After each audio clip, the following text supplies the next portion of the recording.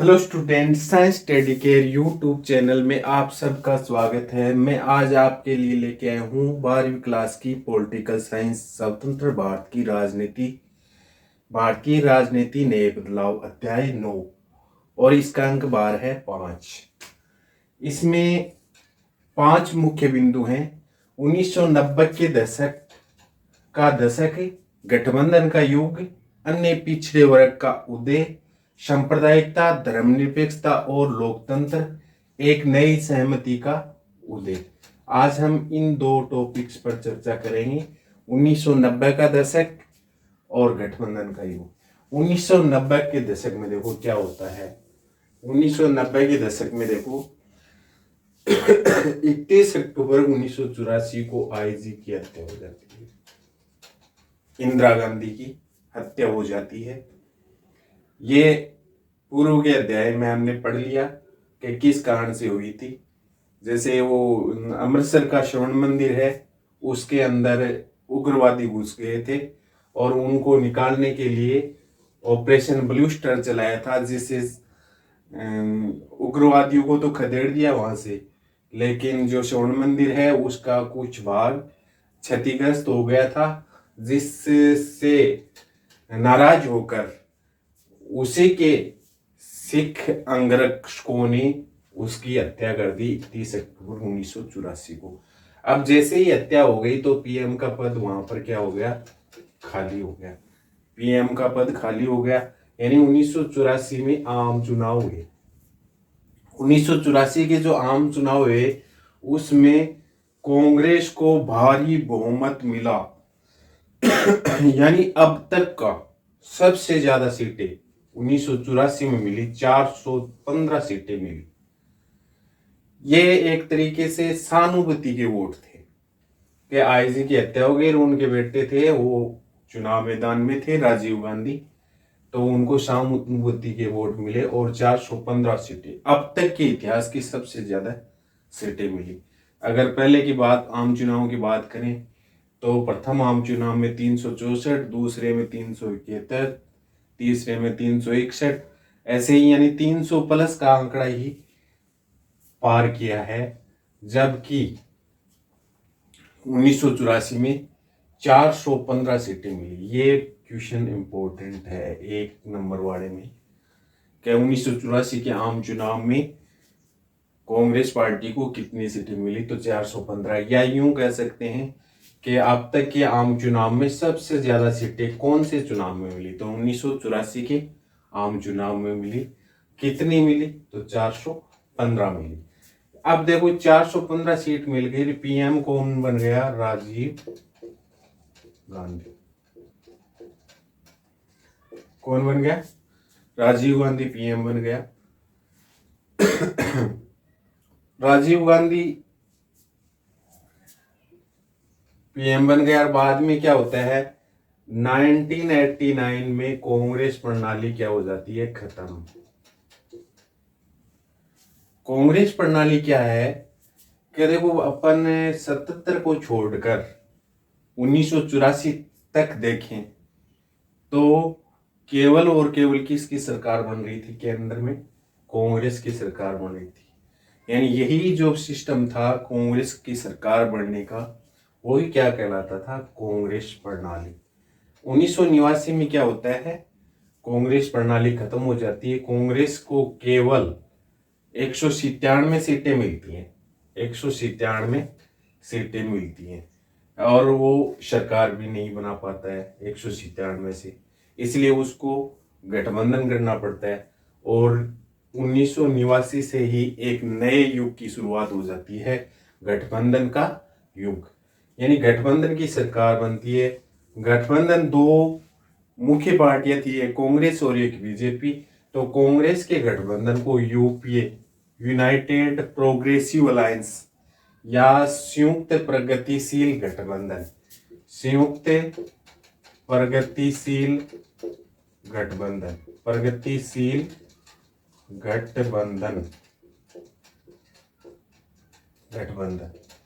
और ये है बीजेपी का, जिसको एनडीए, नेशनल डेमोक्रेटिक अलायंस राष्ट्रीय जनतांत्रिक गठबंधन नाम से जाना जाता। 1989 के चुनाव में कांग्रेस को केवल कितनी 197 सीटें मिलती हैं।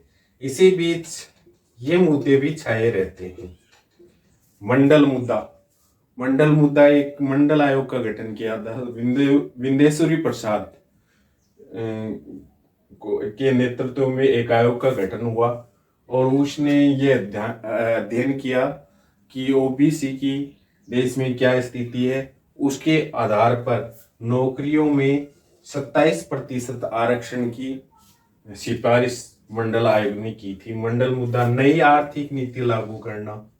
बाबरी मस्जिद का जो मामला था वो भी उस समय चल रहा था। मई 1991 में पीएम राजीव गांधी की हत्या कर दी गई। राजीव गांधी थे, वो तमिलनाडु में किसी चुनावी सभा को संबोधित कर रहे थे तो लिट्टे समर्थकों ने, लिट्टे एक उग्रवादी संगठन है श्रीलंका का, उसने क्या कर दी, हत्या कर दी। इसके बाद में नरसिम्हा राव है वहां की पीएम बने राजीव गांधी के बाद में। इसके बाद के सिचुएशन है वो काफी जटिल है।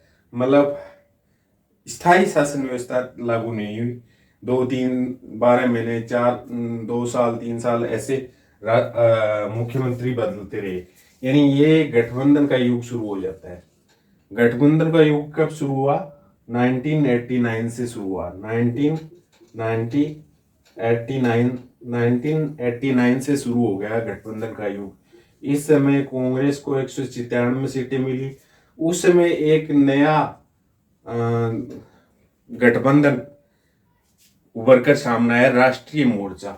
राष्ट्रीय मोर्चा है, उसकी मुख्य पार्टी थी जनता पार्टी। जैसे एनडीए की भारतीय जनता पार्टी है, वैसे ही राष्ट्रीय मोर्चा की मुख्य पार्टी क्या थी? जनता पार्टी। एक ध्यान देने योग्य बात है कि भारतीय जनता पार्टी और जनता पार्टी अलग अलग है। ये जनता पार्टी वो है जो 1977 के अंदर मोरारजी देसाई के नेतृत्व में प्रधानमंत्री बना था, वो जनता पार्टी है। तो जनता पार्टी और अन्य क्षेत्रीय दलों का ये एक गठबंधन बना, अन्य क्षेत्रीय दल। इसको बीजेपी और वाम दलों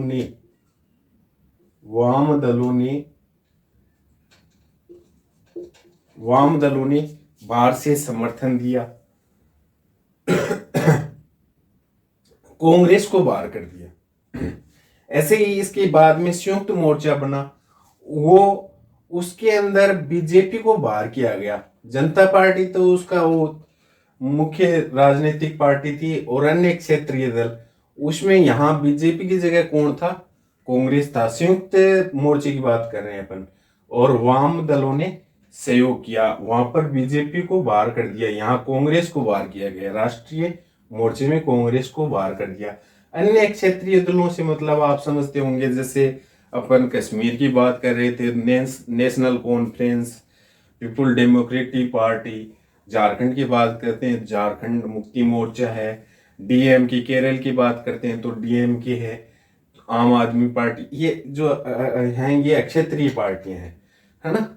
तो उस समय ये आम आदमी पार्टी तो नहीं थी, लेकिन उस समय की क्षेत्रीय पार्टियां जनता पार्टी के साथ जुड़ी हुई थी। इसके बाद में बात आती है कि कांग्रेस का पतन कैसे हुआ।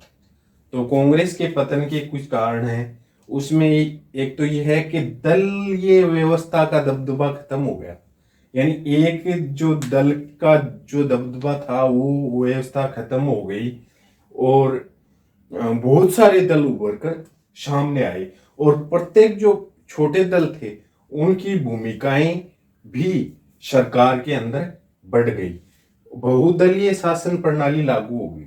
बहुदलीय यानी सारे जो, देखो 1989 से पहले भी पार्टियां बहुत सारी थी, लेकिन उनका दबदबा नहीं था, क्योंकि जो कांग्रेस थी उसका एक प्रभुत्व था। यानी ज्यादा से ज्यादा सीटें है ना वो किसकी आ रही थी? कांग्रेस की आ रही थी।